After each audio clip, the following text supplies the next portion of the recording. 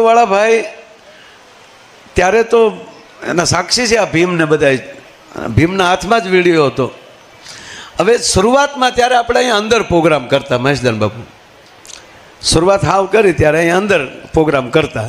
અને ત્યારે આ સીડી કેસેટનો જમાનો, અને એક ડાયરાની સીડી બનાવે તો ઘણું બધું કેમેરાવાળો રળી શકે.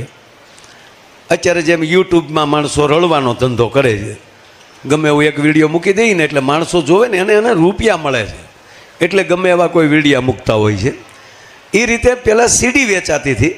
હવે ત્યારે એક મોટો સ્ટુડિયોવાળા, મારે નામ નથી દેવું, ભીમ, બહુ મોટો સ્ટુડિયો એનો, ને પોતે બીજા જિલ્લાના.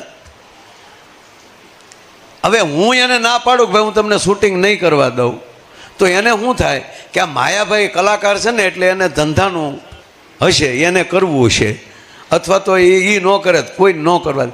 એટલે મેં એને 2-3 વાર કીધું કે ભાઈ હું તમને પગે લાગીને કહું, તમે આ રહેવા ગયો, તમારે એકલો ડાયરો કરવો હોય તો શૂટિંગ કરો, પણ તમે કે ના અમારે સીડી ઉપર માતાજીના ફોટા છાપવા હોય ને એ બાને તમારા ભગુડાની જાહેરાત થાય ને. મેં ભાઈ તમે જાહેરાત કરવાવાળો કોણ? અમારી માં બેઠી છે, અને તમે કઈ રીતે? મેં કીધું એને જા. એટલે આવું જ મેં એને પછી મોઢે ન કીધું, પણ મેં કીધું એટલે પહેલાં તું ધંધો જ તને દેખાતો હોય તો આમાં એ નથી, આ તો શ્રદ્ધાનો વિષય છે. એટલે મેં પછી ના ન પાડી. એણે કેમેરો ભીમને પકડાવ્યો. હવે ભીમે હલવાનો, જો અહીં બેઠો છે. કેટલા વર્ષ થયા ભીમ એને? 28 જેવું ખરું, આ 15-17 વર્ષ થયા, બરાબર. હજી તાજે તાજી સીડીયું ત્યારે. એટલે એ ક્યાં ભાઈ તું ઉતારી દે, અને એમાં 50% ભીમે ભાગીદાર તો ખરો.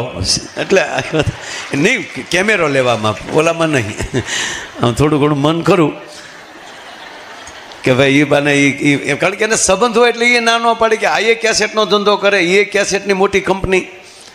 એટલે ભીમને કે ભાઈ તું ઉતાર.